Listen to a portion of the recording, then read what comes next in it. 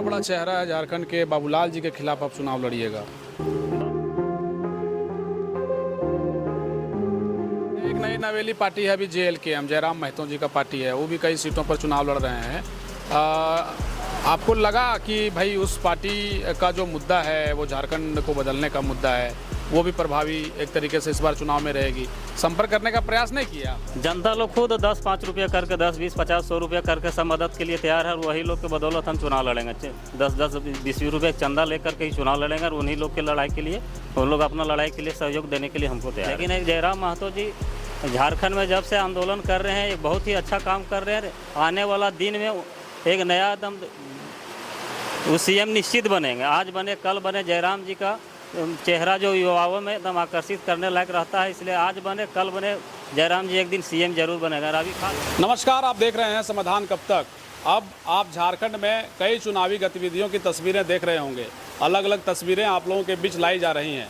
लेकिन एक तस्वीर आज आप लोगों को बीच हम लाए हैं, जहाँ एक हमारे ठीक बगल में जो आप देख रहे हैं, एक दिव्यांग हैं जो इस बार विधानसभा चुनाव लड़ रहे हैं। ना सिर्फ इस बार बल्कि पिछले बार भी ये विधानसभा का चुनाव लड़ चुके हैं। आपको बता दें कि ये जो हैं वो सीट से चुनाव लड़ रहे हैं जहां भाजपा के कद्दावर नेता, झारखंड के प्रथम मुख्यमंत्री बाबूलाल मरांडी जहां से विधायक हैं, यानी राजधनवार से, वहां से ये चुनाव लड़ रहे हैं। आपको बता दें कि इस चुनावी समर में कई ऐसी पार्टियां हैं जो इस बार चुनावी दंगल में होंगी। वैसे में समाजवादी पार्टी से यहाँ कई ऐसे प्रत्याशी हैं जो चुनावी मैदान में हैं। वहीं जो हमारे ठीक बगल में हैं, इनका नाम वीरेंद्र यादव है और ये राजधनवार सीट से समाजवादी पार्टी के टिकट पर चुनाव लड़ने जा रहे हैं। अभी वर्तमान में ये जिला अध्यक्ष भी समाजवादी पार्टी के हैं। इनसे हमारी मुलाकात हुई है, हम इनसे बातचीत करेंगे। बहुत स्वागत है आपका। जी धन्यवाद, बहुत बहुत। तो हमें लगता है कि हम लोग बैठ के ज़्यादा बात करें तो ज़्यादा अच्छा लगेगा। चलिए आइए। तो देखिए आगे जो है हम आपको इनसे मिलाते हैं, क्यों ये चुनाव लड़ना चाहते हैं, क्या इनके मुद्दे हैं। इन तमाम मुद्दों को लेकर के हम इनसे बात करेंगे। चूँकि एक दिव्यांग व्यक्ति जो है वो सिर्फ शरीर से ही दिव्यांग होता है, लेकिन अगर ऊर्जा, उनका अगर साहस, उनकी इच्छा शक्ति अगर दृढ़ हो तो वो कुछ भी कर सकता है। तो समझिए कि पूरी दुनिया का सबसे बड़ा लोकतंत्र हमारे भारत में है और ऐसे में झारखंड में लोकतंत्र का सबसे बड़ा महापर्व चल रहा है। ऐसे में कई ऐसे प्रत्याशी हैं जो इस बार अपनी आजमाइश करेंगे, चुनाव फतेह करने की तैयारी करेंगे। ऐसे में हमारे साथ जो वीरेंद्र यादव हैं, इनकी भी तैयारी कैसी है, क्यों ये चुनाव लड़ना चाहते हैं। वीरेंद्र यादव जी, बहुत स्वागत है। धन्यवाद समाधान इंडिया को। आप दिव्यांग होने के बावजूद भी दूसरी बार विधानसभा का चुनाव लड़ रहे हैं। दूसरी बार लड़ रहे हैं। 2019 में भी लड़े थे, वहाँ से बाबूलाल जी थे, उसमें हम भी लड़े थे और हम सम्मानजनक वोट भी मेरा आया हुआ था। तो पिछली बार कौन से पार्टी से लड़े थे? समाजवादी पार्टी से ही लड़े थे और इस बार ही समाजवादी पार्टी से, और अभी हम वर्तमान में जिला अध्यक्ष भी समाजवादी पार्टी के हैं। अच्छा, समाजवादी के पार्टी के जिला अध्यक्ष हैं। ये वही समाजवादी पार्टी हैं जिन्होंने इस बार लोकसभा के चुनाव में, यानी आपकी पार्टी ने ज़बरदस्त उत्तर प्रदेश में तहलका मचाया। अखिलेश जी का खूब नाम है और अभी देख रहे हैं कि वो गए थे जम्मू कश्मीर, वहाँ पर इंडिया अलायंस का जो है मुख्यमंत्री बन गए, तो कई तस्वीरें वायरल उनकी हो रही है।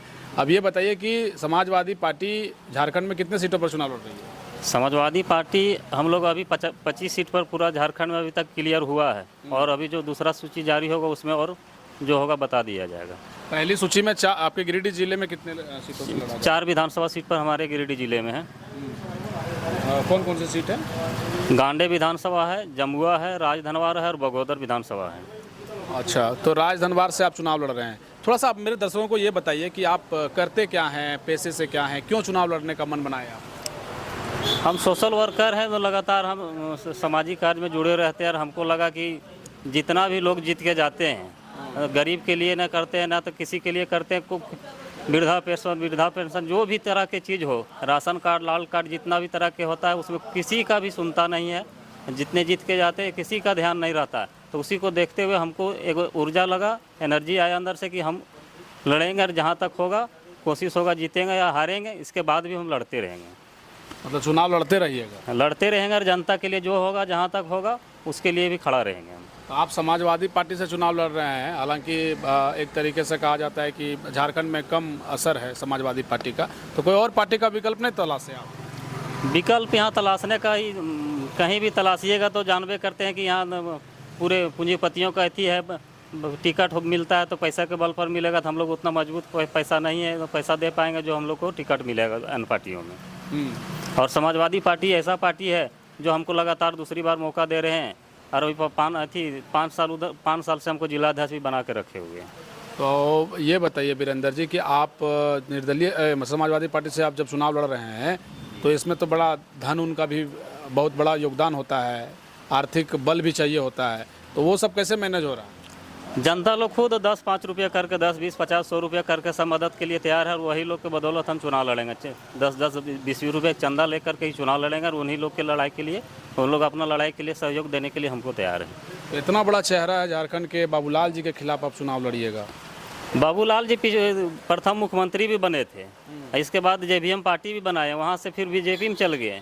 5 साल से अभी वर्तमान में सब विधायक भी वहाँ, लेकिन है कि अभी गाँव तीसरी में और देवरी गाँव तीसरी खास करके जो मैका उद्योग क्षेत्र है, वो भी विधायक बने। आज तक मैका क्षेत्र का दर्जा नहीं मिला वहाँ, और अभी जितने भी लाखों मजदूर वहाँ काम करते थे और जीवन यापन करते थे, उद्योग का क्षेत्र एकमात्र उन लोग का व्यवसाय अपना जीवन यापन के लिए मैका ही था, उस पर निर्भर था। लेकिन है कि उसको आज तक कोई भी ऐसी मान्यता नहीं दिला पाए, और अभी जो है सो 5-10 साल से पूरा बंद है मैका, और वहाँ जो लोग हैं भूखमारी के और कगार पर है, इधर उधर रोजगार के लिए तलाश रहे हैं, दिल्ली मुंबई पर पलायन कर रहे हैं।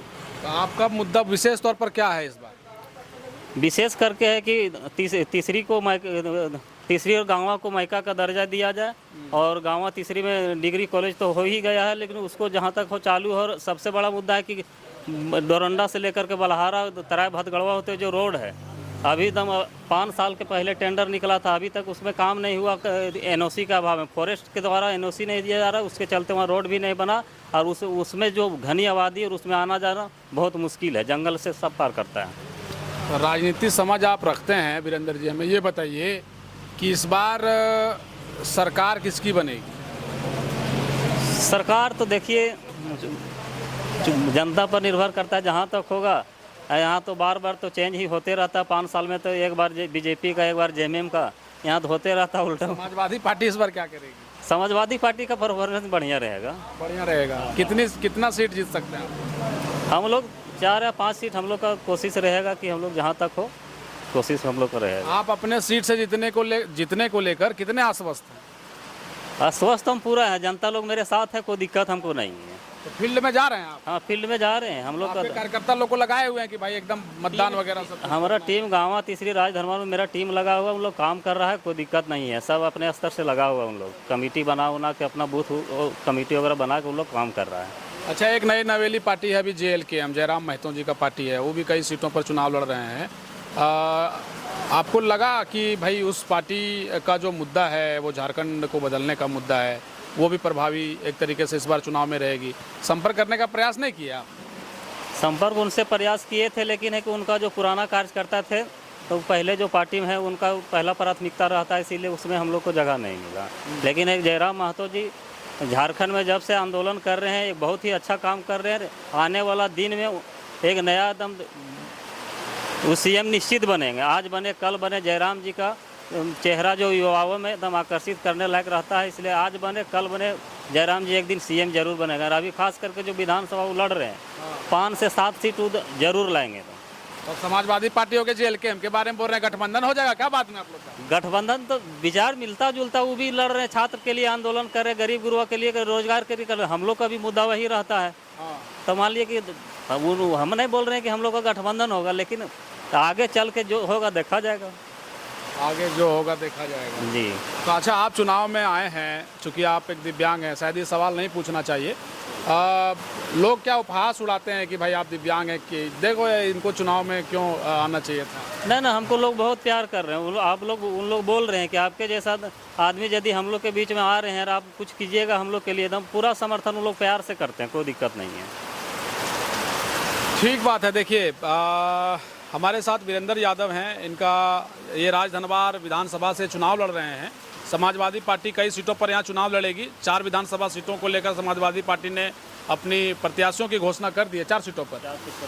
और इनके विचार ये हैं कि भाई राजधनवार में बदलाव किए जाने चाहिए। अपने विचार ये प्रस्तुत कर रहे थे। अब देखना दिलचस्प होगा कि चुनाव में क्या होता है। नॉमिनेशन कब कराइएगा? 24 तारीख को मेरा है।